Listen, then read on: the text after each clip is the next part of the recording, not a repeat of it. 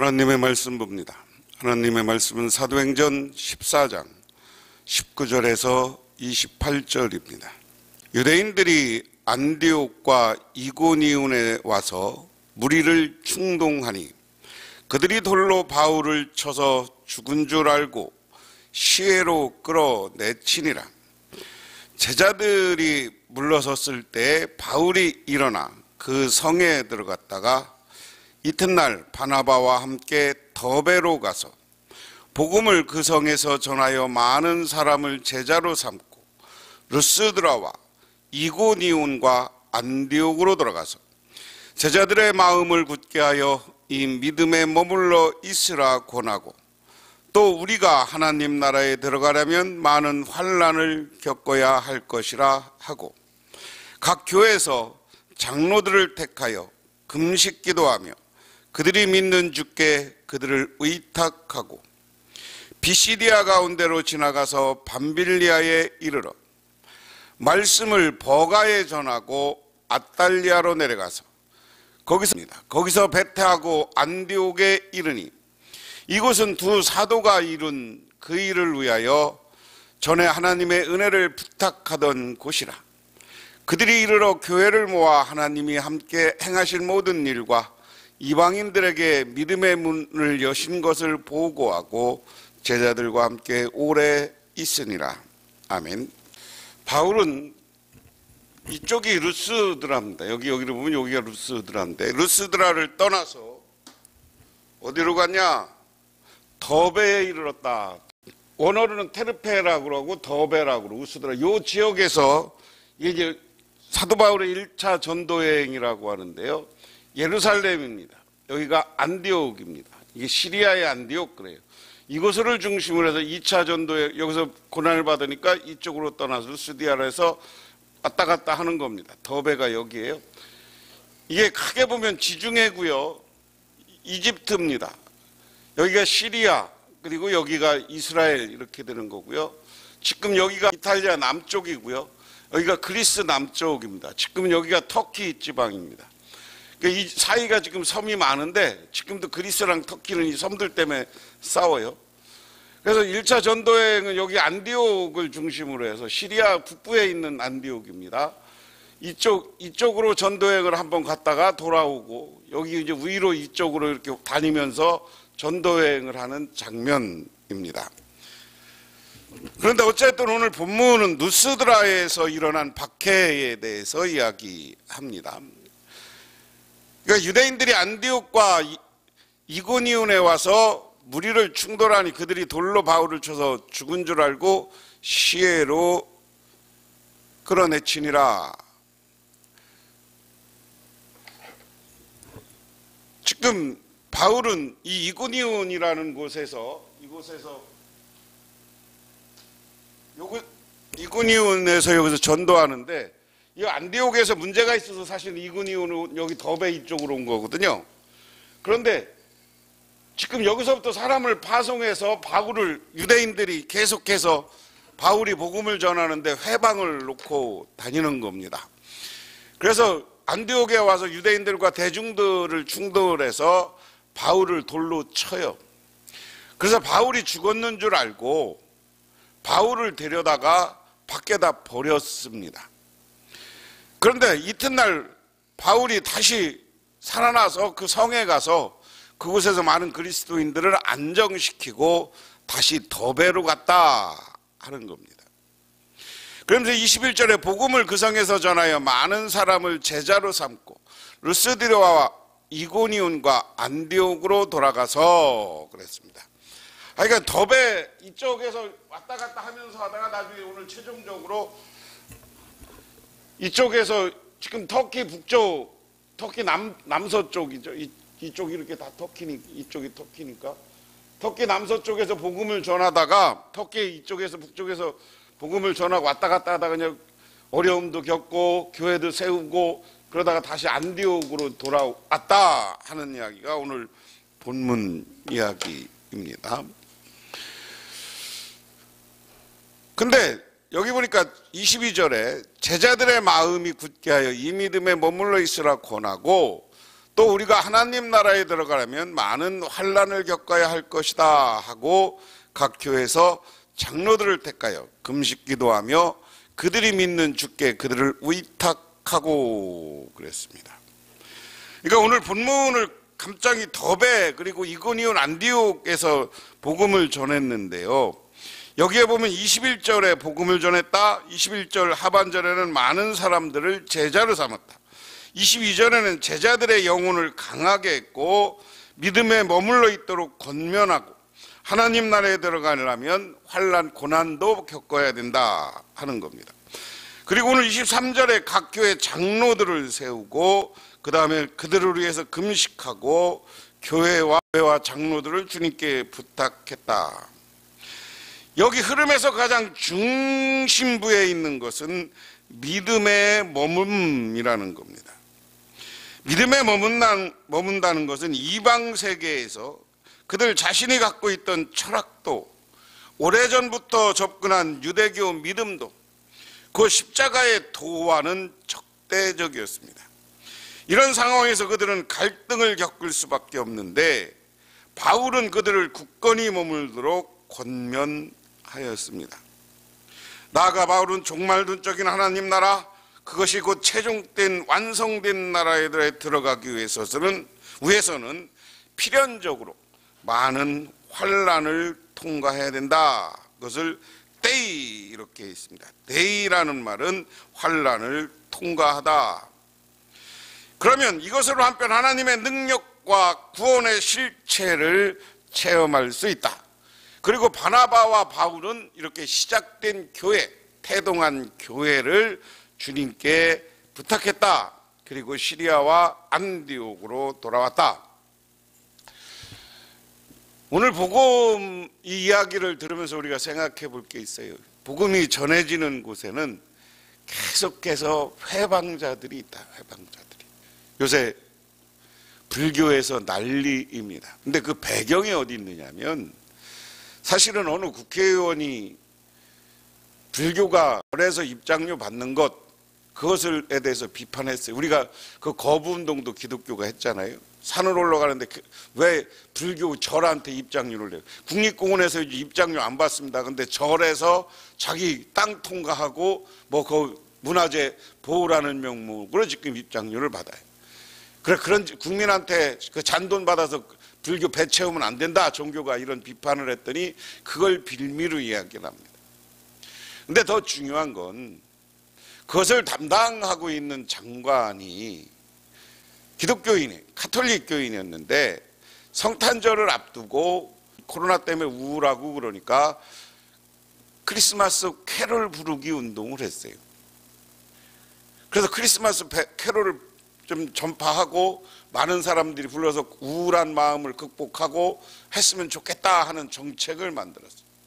그러니까 불교에서 계신 기독교와 카톨릭 편향이다, 종교 편향이다 라고 해서 지금 종교의 자유라는 이유로 이야기하는 겁니다. 저는 여기 나오는 유대인들과 똑같은 거예요. 예수 믿는 사람들이 확대되고 예수 얼마나 좋습니까? 크리스마스 때는 우리나라는 교회를 다니든 아니든 우리나라 해방되고 나서 크리스마스는 큰 명절처럼 되고요. 그때가 되면 막 축제를 벌이고 하는 건데 크리스마스 캐롤이 그냥 막 밖에 울려 퍼지고 하던 게 우리 문화 아니에요. 그러니까 그거 한번 회복해보자라고 했다고 지금 불교가 현 정권에 대해서 난리를 치고 현 정권을 믿을 수 없다고 하고 현 정권은 사과하라고 하고 이런 이야기를 하고 있는 거예요. 그래서 우리는 그런 사건을 볼 때마다 그 이면을 잘 들여다봐야 돼요. 그 핵심 내용은 뭡니까? 기독교가를 회방하고 기독교가 전파되는 것을 막으려는 아주 불온한 생각들이 있다. 우리는 그렇게 이야기를 해야 돼요. 그런데 오늘 본문에 그러면서 오늘 사도 바울과 바나바는 우리가 어디 가서 구원받고 하나님 나라에 들어가려면 환난을 통과해야 된다. 환난을 통과하지 않고 있으면 환난을 통과해야만 저 하나님 나라에 들어가는 것이고 구원받기 때문에 우리들이 정말 은혜 받은 사람들은 조심해야 된다. 은혜 받은 사람은 그 환난 가운데 그것을 통과하면 하나님이 놀라운 은혜와 축복을 베풀어 줄 것이다 하는 게 오늘 본문 내용입니다. 사도 바울과 바나바가 가는 도시마다 핍박을 받고 가는 도시마다 돌을 맞고 이런 것처럼 좋은 일, 그리고 기독교 복음이 전파되는 가운데는 반드시 회방자들이 있고 그것 때문에 우리가 고난을 받는다. 그럼에도 불구하고 우리는 그 고난을 이겨낼 때 우리는 하나님 나라의 구원을 얻을 수 있다 하는 게 오늘 말씀의 요지입니다. 그래서 우리는 이 복음에 대한 핍박이 끊이지 않을 때 이 고난을 두려워하지 말아야 된다. 예수 믿는 것은 고난과 함께 가는 거예요. 예수 믿는다는 것은 어려움이 있는 거예요. 유대인들은 복음을 방해하기 위해서 비시디아와 안디옥과 이고니온에 내려와서 루스드라 사람들을 선동했습니다. 그들은 바울을 돌로 쳤으며 죽은 줄 알고 시해로 내쳤습니다. 하지만 하나님의 은혜로 바울은 다시 일어났습니다. 하나님은 그 생명을 지켜주십니다. 바울은 다시 루스드라 성에 들어갔고 그는 핍박을 두려워하지 않았습니다. 그리고 다음날 바울과 바나바는 더베로 가서 그곳에 역시 예수 그리스도를 전했다. 그는 고통 가운데서도 전혀 자신의 몸을 아끼지 않았다.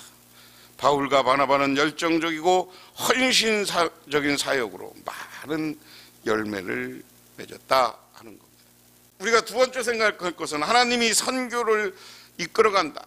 바울과 바나바는 제자들이 자신들의 고난을 하나님 나라에 들어가기 위한 필수 과정으로 설명했고 이 땅에서 하나님 나라에서 들어가는 사람들에게도 많은 시련이 있음을 그리고 환난이 있음을 이야기합니다. 그러므로 우리는 그 속에서 믿음으로 살고 천국에 들어가기 위해서 어떠한 어려움도 각오해야 된다 하는 겁니다. 고통 없는 십자가는 없습니다. 영생으로 가는 길은 협착하여 많은 어려움이 있습니다. 그리고 바나바와 바울은 각 교회에 섬길 장로들을 세웠습니다. 교회에 좋은 지도자를 세운 것은 아주 중요합니다. 이들이 사명감을 가지고 하나님의 교회를 돌보고 섬기기 때문이다.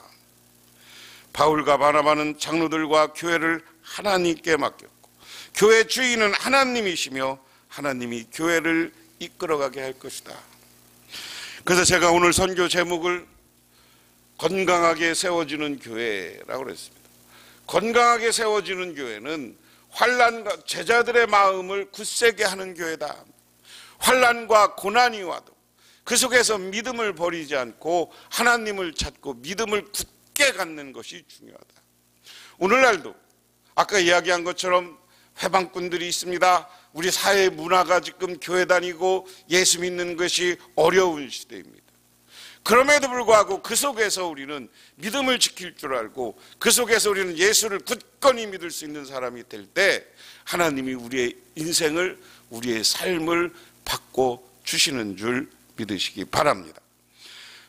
두 번째는 뭐냐? 교회 지도자로 장로들을 세웠다. 모든 조직은 지도자가 필요한 거예요. 그것을 이끌어가는 사람들이 필요합니다. 그래서 오늘 장로들을 세워서 그 교회를 이끌어가게 했어요. 그 교회를 인도해 갔어요. 오늘 그것처럼 우리들이 살고 있는 이 시대에 교회를 하나님이 인도하고 교회를 하나님이 이끌어간다는 믿음을 가지고 그리고 교회 신앙이 좋은 사람으로 지도자를 세웠어요. 근데 지도자를 세울 때 그냥 세운 게 아니라 금식하면서 기도해 세웠다. 다시 말해서 하나님께 물어서 세운 거예요. 그러므로 오늘날 교회 속의 목회자, 장로, 여기서 장로라는 것은 오늘날 얘기하는 목회자와 장로교회 장로 기능이 합쳐진 거예요. 옛날에 교회에서 우리나라의 목회자가 적을 때 영수라는 제도가 있었어요. 교회 목회도 하고 그리고 장로 역할도 하던 사람들이 지도자 영수들이. 그래서 오늘 그런 역할을 하는 사람이 오늘 본문 속에는 장로입니다. 사도들에게 배운 말씀도 공부하고 말씀도 가르치고 그리고 그들은 신앙적으로도 훌륭한 사람들이었습니다. 세 번째, 오늘 교회 장로들을 주님께 맡겼다. 이 말씀이 중요해요. 우리가 지도자들은 목회자들도 내가 무엇을 한다고 하면 안 되는 거예요. 우리 한국교회가 지금 여러 가지로 지금 문제가 생기는 것은 정말 교회가 목회자들만을 위한 교회가 됐기 때문에 그래요. 지도자들만을 위한 교회가 됐기 때문에 그래요. 교회가 그래서 목회자들 욕심 때문에 메가처치라고 합니다. 큰 교회들은 많이 생겼지만 그 교회 다니는 사람들이 정말 마음이 행복한가, 기쁜가, 이걸 한번 생각해 봐야 돼요.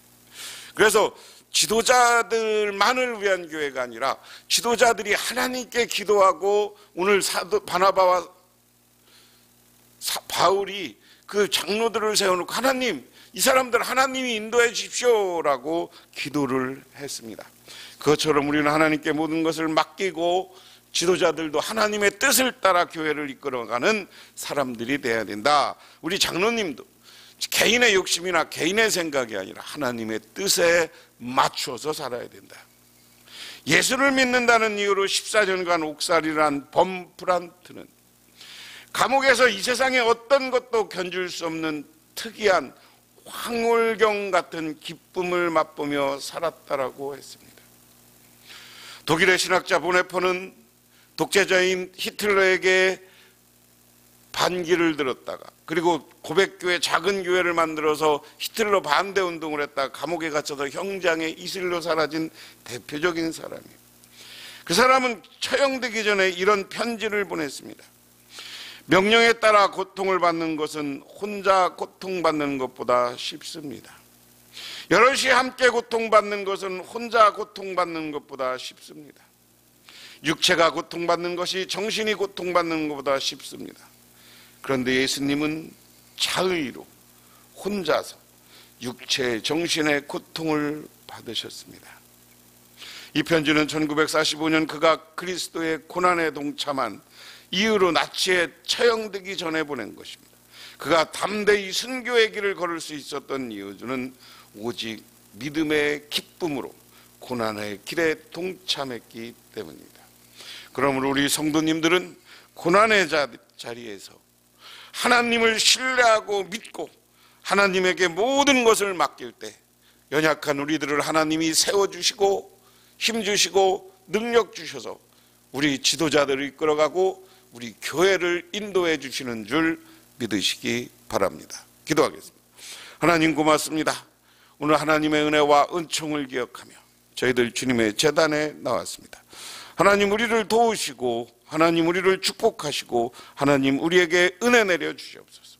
그리하여서 세상의 회방꾼들 앞에서 고난받지 않게 하여 주시고 하나님이 주시는 은혜와 축복 가운데 힘차게 미래를 향해 나가는 우리 교회 지도자들이 되고 우리 교인들이 되게 하옵소서.